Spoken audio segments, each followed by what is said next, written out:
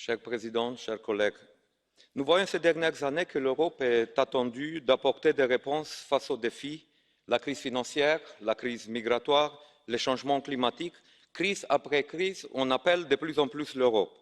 Et plus que jamais, l'Europe apparaît comme nécessaire et donc il est nécessaire aussi d'adapter le budget à cette nouvelle réalité.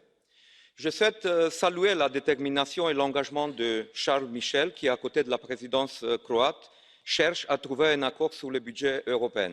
Il a notre plein soutien pour y parvenir, mais à condition que ce soit un bon budget. L'Europe n'est pas seulement une affaire d'engagement, puisque nous prenons des engagements politiques beaucoup ces dernières années. Mais nous avons besoin de garantir aussi que ces engagements se traduisent par des faits tangibles pour les citoyens. Et l'adoption d'un bon budget est un fait qui démontre la détermination d'agir ensemble. C'est seulement quand on va mettre ensemble nos ambitions politiques avec le budget qu'on va être crédible. Les effets du changement climatique sont tangibles et appellent à des solutions, de même que la transformation digitale, mais nous avons aussi besoin de moderniser notre politique agricole commune, notre politique de cohésion. Et tout cela appelle à des actions urgentes de la part de l'Union européenne. Et je souhaite souligner 3 points clés pour mon groupe. Tout d'abord, la taille du budget. Il nous faut les moyens pour relever ces défis actuels et futurs, et nous ne pouvons pas nous entendre sur de belles ambitions un jour et le lendemain limiter nous-mêmes notre capacité à atteindre nos ambitions. Il en va de la crédibilité de l'Union européenne devant les citoyens de mettre en accord nos déclarations politiques et aussi la capacité d'y agir. Deuxièmement, les nouvelles ressources propres.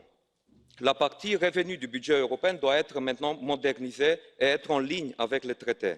Un budget européen réel appelle à des ressources propres solides. La dernière réforme sur ce sujet a été faite en 1998 et il est temps maintenant de repenser et de moderniser ce budget.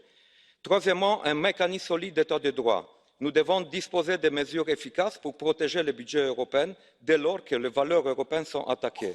Et mon groupe n'est pas prêt au compromis sur la question de l'état de droit.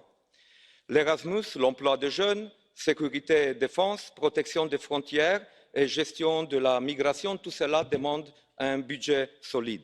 Après le Brexit, après les crises que nous avons traversées, nous sommes d'accord sur la nécessité maintenant de renouveler l'Europe. Et la décision sur le budget doit être la preuve que nous en sommes capables.